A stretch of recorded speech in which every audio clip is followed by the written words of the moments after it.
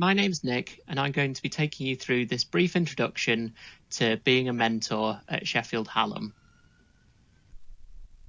So in this recording, we're going to cover understanding the fundamentals of being a mentor, getting an understanding of the skills that are involved, and understanding the boundaries of the role.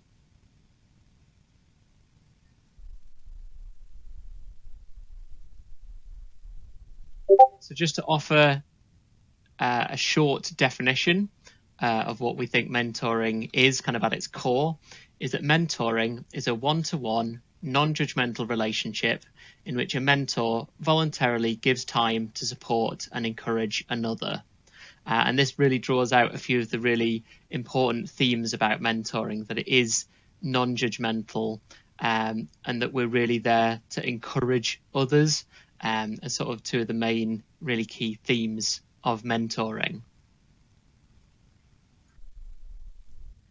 In terms of what we want to embody as good mentors, we want to make sure that we are approachable to students that we're supporting, and equally as importantly, that we're reliable. And this is really around what we say that we'll do for someone and then what we actually do.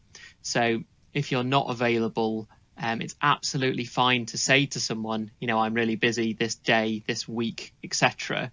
But it's important not to promise someone that you will do something, kind of knowing that you're unlikely to fulfill that promise. We need to have a genuine interest in the students that we're supporting, because that really comes across in our communication and allows you to develop positive relationships with your mentees. Good listening and questioning skills are absolutely fundamental, and we'll come back to this quite a bit throughout this recording, as these are kind of the fundamental skills that we employ as mentors. We very much want to keep discussions confidential. We'll come back to this right at the end, but the key thing to remember here is, unless you are extremely concerned about any students that you're mentoring or the safety of others, anything that's discussed should be kept confidential between you and your mentees. And lastly, we very much look to guide and not tell people what to do. We can give them options, we can ask them their opinion, but we do want to avoid just telling them explicitly what to do, especially if that's around a decision, whether that's, for example, whether they might want to drop out of university, for example, or whether they might want to change course. We can talk them through those conversations, but we don't want to be suggesting that they take any particular course of action or not. So just to kind of encapsulate kind of what is the role of the mentor then, if we're not being directive about everything, what you are there to do as a mentor is to motivate the students, to really encourage them to strive to do well in their work, in their lives, and to try and proactively tackle anything that they might be struggling with. We're there to act as role models. And by this, we don't mean that you're the perfect student and that you've always got everything right, but more that you're someone who has been through similar experiences to them. You may have gone through similar struggles, but you've figured out a way through that, and that you're still at university. You've found ways to cope with anything that's been going on, and really just as someone that they can look up to slightly. And they very much will look up to you in a really lovely way, just because you've got a year or two more experience at university than they have. As I've kind of alluded to already, it's about sharing experience, and it's not to say that they should replicate everything that you've done, but it can be really heartening for people to hear kind of what you went through, the kinds of things that you tried and that were successful or not. And it's about kind of helping mentees make their own decisions. And we're going to cover this in later slides. How do we manage those conversations where we want to show that we're listening, that we're interested and kind of care about the student, but without telling them what to do. And the last things we want to do are to refer students on. So you're very much there to support these students, but there is a wealth of support services available at Sheffield Hallam.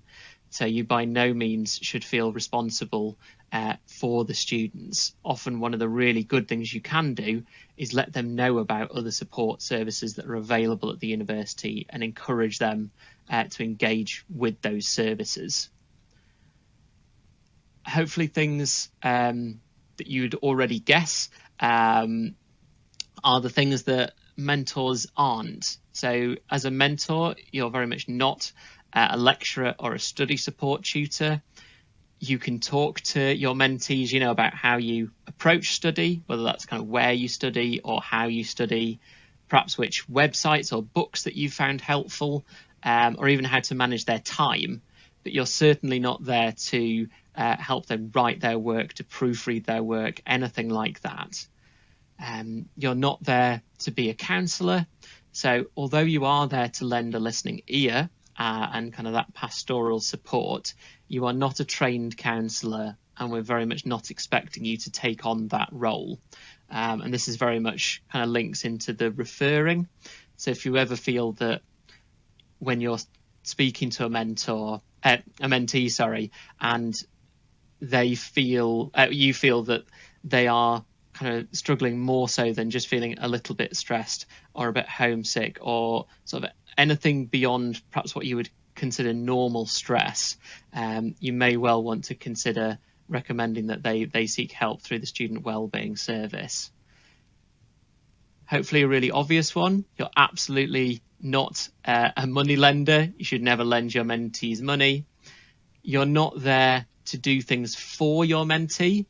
You're there to help them figure out how to do things, but not to do those things for them.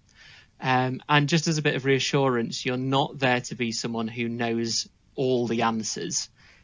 I can guarantee you that you will know more about university life and your course than your mentees, but we absolutely don't expect that you would have an encyclopedic knowledge of your course and of the university. And in those cases, it's absolutely fine to say that you don't know. And in those situations, you may just want to recommend that the student either asks their tutor about something or asks a service like Hallam Help.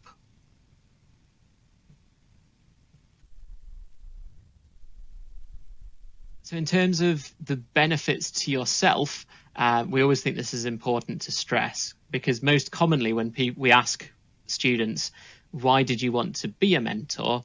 It's almost always because people want to give back to other students and they want to make sure other students have a really positive experience. But it's always worth just stressing how beneficial this experience is likely to be for you. Because as you engage with other students in a supportive way, this is likely to help improve your communication and interpersonal skills. It's an opportunity to kind of broaden your horizons and learn about another student's experiences that may differ quite drastically from your own. One other really positive bit of feedback that has often been given is that it's an opportunity to reflect and see how far you have developed at university, as although you might still feel like you've nowhere near got everything figured out, looking back and supporting a student at the very beginning of their university journey can really help you see what progress you have already made. And lastly, it's really useful evidence of skills and experience if you're wanting to apply for the Hallam Award, and also for employers if you want to add the experience to your CV. If you've not heard of Hallam Award before, it's unsurprisingly, it's a Hallam internal Hallam accreditation that recognises the extracurricular activities of students, whether this is mentoring, whether this is being a course rep, whether this is kind of one-off volunteering opportunities. And what it does is it basically asks you to reflect on how you have developed your skills. And the award is given in bronze, silver and gold. And as you go through your time at university, you can kind of be topping this up as you go. So if you've already started this application, you can add mentoring into that. Or if you've not started it before, obviously you can start now, and you can also retrospectively put things in that you've done during your time at university. And to find out more about this, just head to their website, which is blogs.shu.ac.uk/Hallam Award, and you can find out more about it. Okay, so we're now going to move on to the practical skills that you will want to be kind of embodying as a mentor, now that we've kind of covered those fundamentals. And the vast majority of this really is just improving our listening and our questioning skills. And I think most people already have fairly kind of strong levels of questioning and listening. I think the key thing really is about focus and making sure when we are with our mentees that we are present with them and we are giving them our full attention. But in this next section, we'll also just be talking about some specific tips that you might find helpful. So the first thing to say is that no one is an expert on everything. And I think this is just kind of reinforcing the things that we've already said. And a phrase that I really like is, if you've met one person with X, so for example, if you've met one person with dyslexia, you've met one person with dyslexia, which basically means that because we are all individual and we experience everything individually, we just need to be receptive to the individual that we're with at that time. And normally the best way of approaching this is just in a very open and neutral way, by just asking people how they're doing, asking them if there's anything specific they'd like to talk about. And if they do mention anything that you're unfamiliar with, whether that's to do with being a parent, being a care leaver, a carer, having a disability, coming from a different ethnic background to yourself, that's absolutely fine. And I think the key thing is not to feel you need to be an expert on those things, but where appropriate, you can ask them, how does that thing impact on them, or how are they experiencing things? And they'll be able to tell you about that. And yeah, as we've said, everyone is an expert in themselves. And the big thing is just to listen to people non-judgmentally, and just very honestly ask any questions if you're unsure about anything, because people are normally very happy to talk about themselves and what they're experiencing if we do that in a non-judgmental and open way. In terms of kind of starting conversations, this can really be those very, very first conversations that we have with someone. And sometimes it can be a struggle just to get that initial conversation going. And one thing that can really help with this is just telling the other person a little bit about you. Because it's amazing how just sharing, what some of your interests are, some of the places you might have been, some of the TV or films that you like, what you are reading, what you do in your spare time. It's amazing how talking about these things will trigger them to respond with either similar things, or for them to say actually that they have completely different interests. But this can be a really nice way of kind of breaking the ice and putting mentees at ease. In terms of our listening, we just want to keep in mind the way that we do this. And listening can be thought of in terms of how we listen physically, how we kind of verbalize that we are listening, and also kind of from the emotional perspective of listening. So when it comes to the physical, we want to ensure that we are making appropriate levels of eye contact. So if we are meeting in person or we're kind of using webcams, we want to be occasionally making eye contact, or if we're online, looking directly into our webcams. Being aware of our body language, so just making sure that we kind of have an open posture, and especially just that we're not kind of sat sort of slumped, say, down in a chair with our arms folded, and sort of not looking like we're either engaged or interested in what that person's saying. So we just want to try and kind of keep as open a body language as we can.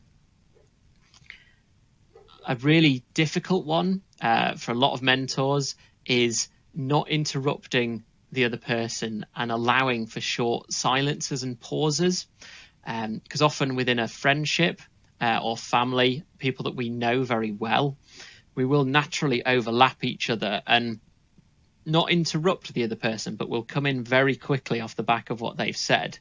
And ideally in mentoring, we just want to slow things down ever so slightly, just so that we give the mentee the opportunity to speak without kind of worrying that they're going to get cut off.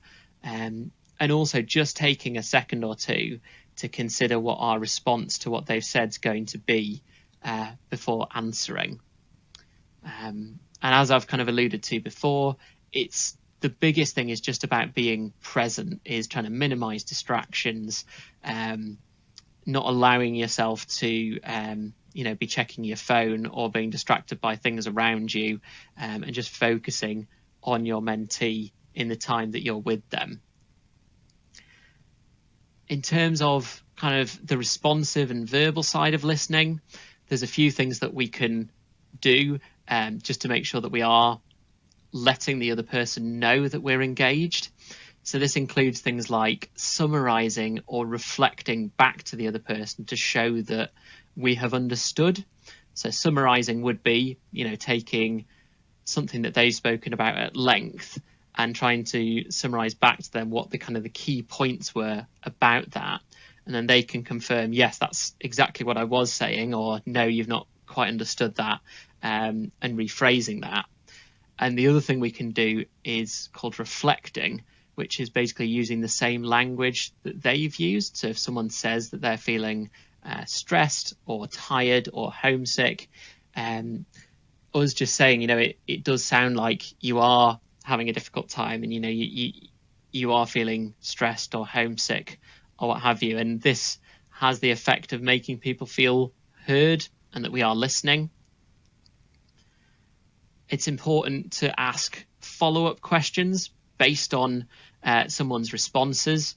So trying not to think too far ahead, and really trying to be responsive to what the person has just said to you, rather than perhaps having a plan of all the questions that you might ask them that then don't really fit with what they've just said. And a final reassurance is, like the things we've referred to before, don't be afraid to say if you don't understand. If they've said something that is unfamiliar to you, or you weren't able to hear them properly, it's much, much better to tell someone that you don't understand and ask them to repeat it than to pretend that you did understand, because that can cause problems later on in a conversation and lead to that person feeling like you weren't listening to them, and that reduces the level of sort of trust and investment in the relationship.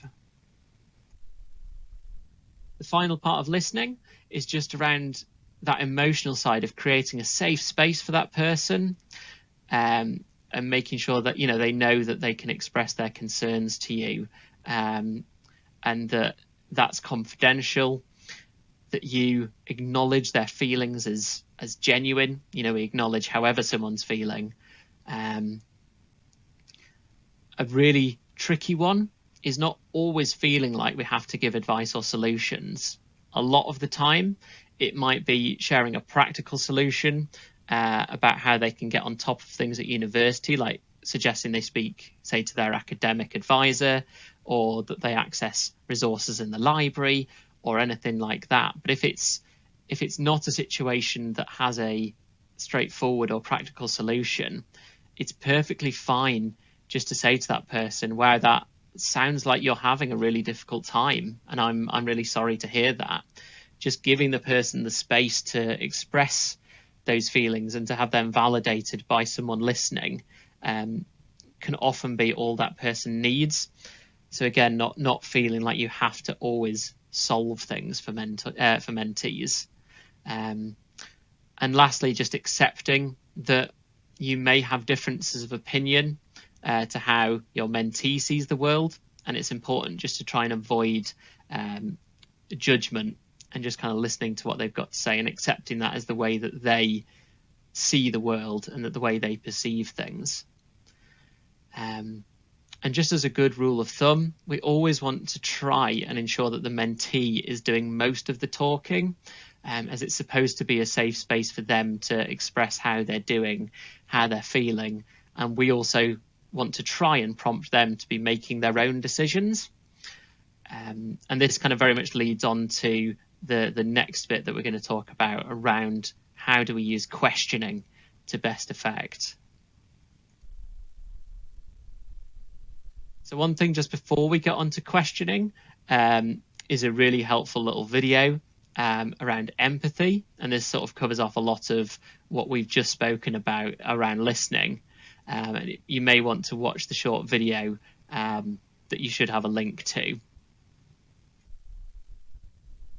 When it comes to questioning, the way that I like to look at this certainly is very much between open and closed questions, and also around kind of open and closed responses. And perhaps a good way of looking at this is thinking, is your mentee asking, for example, who should I speak to about a particular problem, or where can I find this thing? If it's a case of just that kind of information exchange and sort of direction, we absolutely want to give that person a direct answer. We don't want to answer the question, where is the library, with where do you think the library is? Because that just wouldn't work at all.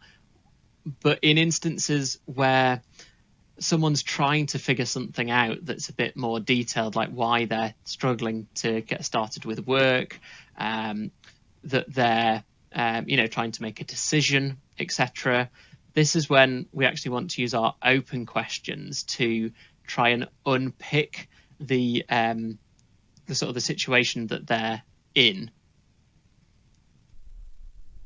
So when we are trying to unpick a situation and talk people through a more complicated kind of question or decision, what we want to use is something called the 5 Ws. And these are just our kind of question openers to try and get more information from someone and help them process a situation. And we also have a sneaky H that creeps into the bottom here. So the openers are who, what, where, why, when, and how. But examples of this might be things like, who might be able to help you with this situation, whether that's someone at university or whether that's a friend or a family member of theirs. If they've, talked about a really complex issue, saying, what do you think the main issue is here? What is the biggest cause of stress or problem? Where do you think you can work best? Why do you think something is causing you so much trouble? The one thing that we say about the why question starter is just that this is the most exposing of all of the kind of open question openers. And just to be aware that if it is a very sensitive subject, you may want to avoid why, because if they're already upset about something that might be quite personal, asking why potentially makes them explore that kind of more deeply than we're able to support them with. And we might want to stick to some of the more practical other examples here, the other W's and the H. A really nice structured guide to kind of guiding without telling. And as I've said several times, this is really what we're striving for. Kind of is as follows, and this is a really good method to keep in mind when you are supporting people, especially if they're struggling with quite a complex issue or they've been talking for quite a while about a certain thing. So the process for this is to first of all just ask the mentee to explain their concern in as much detail as possible. Once you've done that, clarify the details with them of anything that you were unsure about when they were talking. And this helps you get an understanding, but also if they were kind of vague about particular things, it helps you to prompt them to kind of clarify in their mind the details of a particular kind of situation.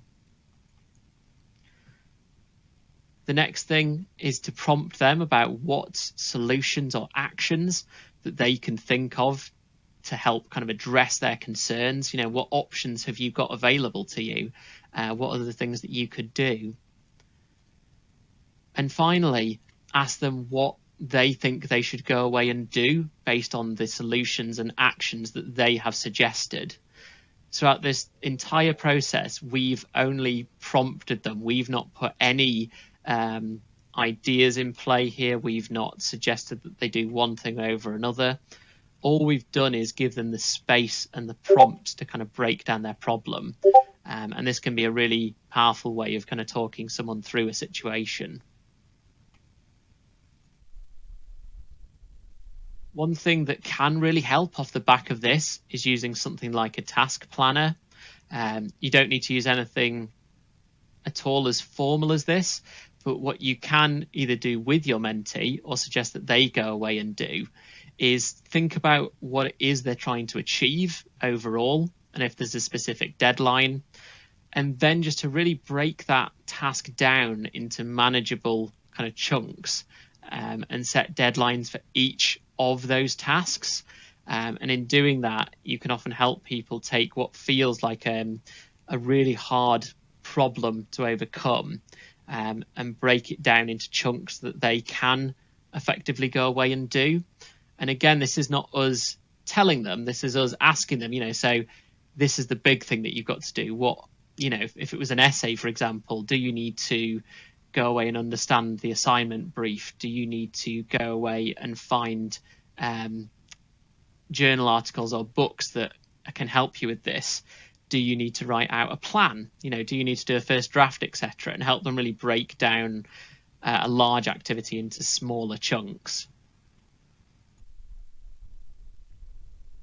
Another activity that you may want to do with people is just, if they are trying to make a decision, is asking them questions from 4 perspectives, and you just start with 1 and work your way around to number 4. So all you can do is ask people, you know, to start with, what's good about their current situation, then go on to what's bad about their current situation, then challenge them to think about, if things did change or if they did take a decision, what might be worse as a result of this? Would it cause any negative outcomes? And lastly, if kind of they made a decision or a change, what would be the positive outcomes? And again, throughout this whole activity, we're not at any point advocating for them to take a decision or not. We're just giving them the space to think about it and kind of vocalize that and think it through, perhaps more than they have in their head.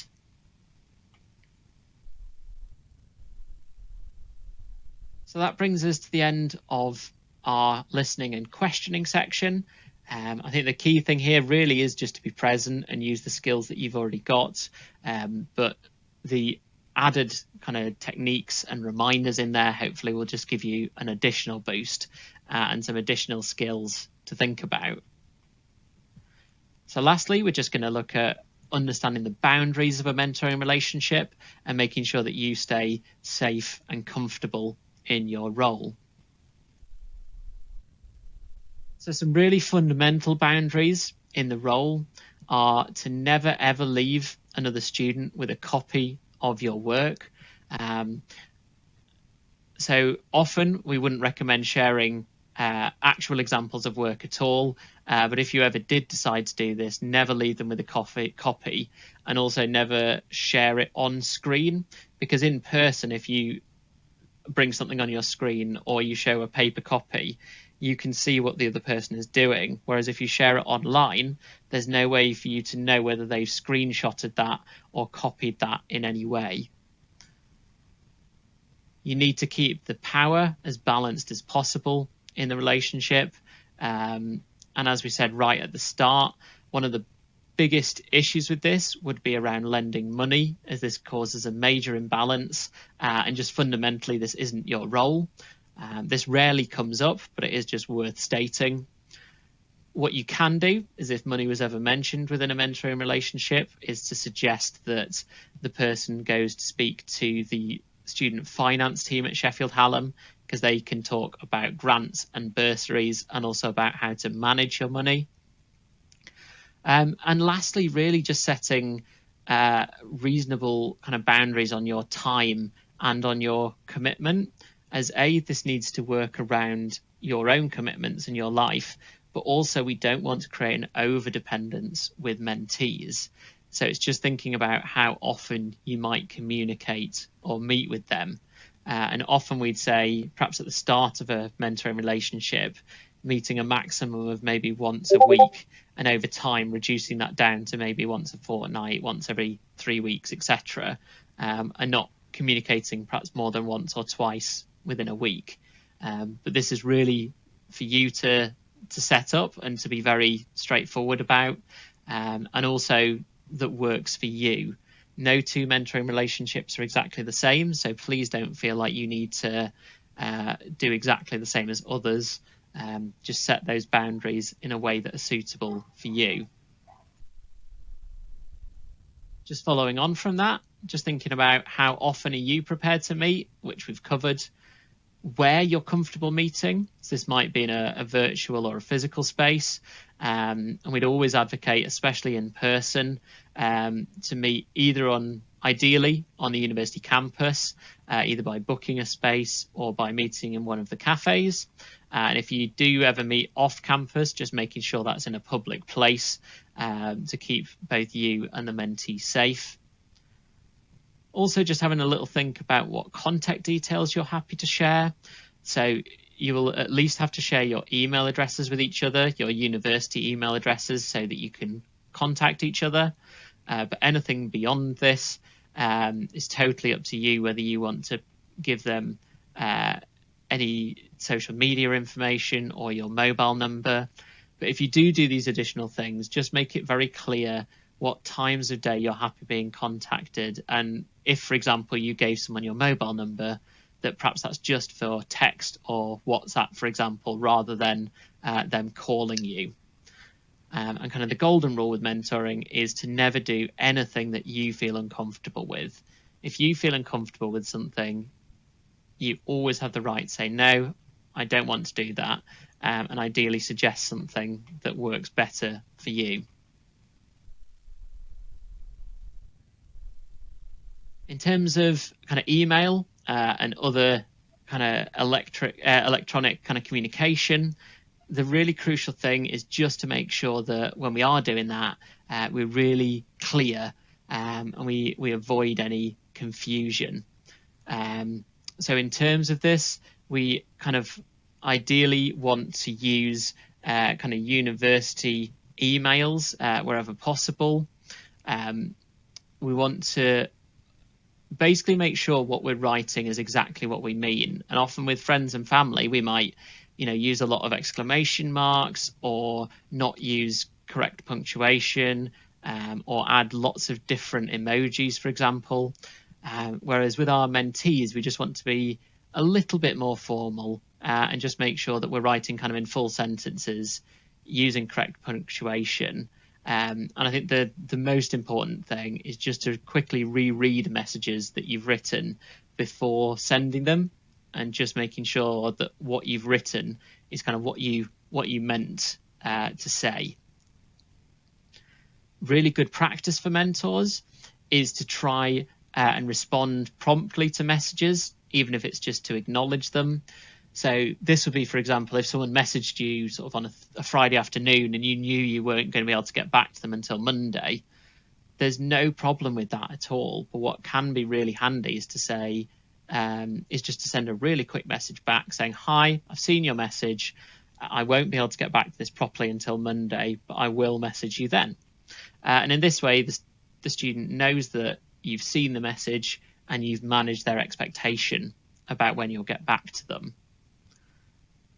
And the last thing to keep in mind with kind of email or any kind of electronic communication is the issue appropriate to deal with in this way, or would you be better having either a Zoom call with them or meeting them in person to discuss something? As with mentoring, your listening and your questioning skills are much more effective when you're speaking to that person live, whether that's over the phone or Zoom or in person, compared to sort of asynchronous communication, things like text and email and things like that. In terms of concluding your mentoring relationships, there's 3 ways that they tend to conclude. The first is kind of a decision between both parties that to end the relationship, whether that's because you don't think it's working, and that's absolutely fine. Often this will just be a case of things just not quite clicking between the 2 people, and this is a very normal part of mentoring. One of the most common ends to a mentoring relationship is a lack of contact. And we'd often encourage you to, maybe message once or twice to your mentee if you've not heard from them in a little while, just letting them know that you're still there, and just saying, if you would like to get back in touch, please do. But obviously, if you don't hear back after a couple of times, there's no need to continue that. And lastly, another really common outcome is friendship. And because you are both students, that's absolutely fine. The one thing we just encourage, though, is if you are going to form a friendship, just sort of saying between you, look, we're going to end the sort of mentoring nature of our relationship and just move over to a friendship, just so there's no confusion around the nature of your relationship or what the boundaries of that relationship might be.